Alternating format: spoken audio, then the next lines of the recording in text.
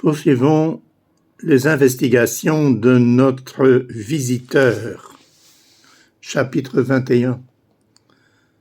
Cette merveilleuse journée ensoleillée et le jardin des Tuileries, très fréquenté cet après-midi, me semblait être le décor idéal pour notre rencontre. Hélène n'avait d'attention que pour le bébé et se dirigeait lentement vers la grande pièce d'eau. Je marchais derrière elle d'un pas lent, sentant les battements de mon cœur s'accélérer. Une seule idée m'animait, voir mon enfant. Chercher sur ses traits ma ressemblance en oubliant l'absurdité de ma démarche qui me conduirait à un échec certain.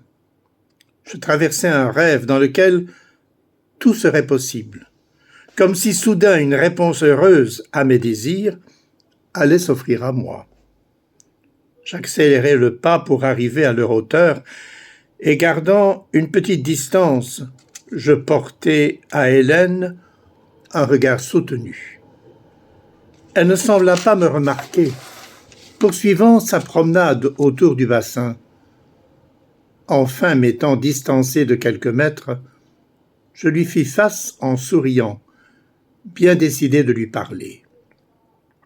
Elle remarqua mon manège, car elle s'arrêta, et je pus lire l'inquiétude sur son visage. Je ne savais comment me présenter. Devais-je être un inconnu audacieux ou Victor, son défunt mari? Je me disais qu'ayant partagé sa vie pendant près d'1 an, elle pourrait à nouveau oublier la mort de Victor et reprendre notre relation là où nous l'avions laissée. Je pensais que la meilleure façon de l'aborder était de lui barrer la route. Je me mis face à elle à quelques mètres de distance. Je la vis ralentir le pas, me regarder avec étonnement. Je m'approchai d'elle, la saluant d'un « Bonjour Hélène ». J'espérais un sourire, mais son visage se renfrogna. Elle abandonna le landau et, levant les bras au ciel, se mit à courir en hurlant « Au secours !» Les gens qui assistaient à la scène, ne pouvant comprendre ce qu'il se passait, me regardaient comme si je l'avais agressé. Le bébé se mit à pleurer.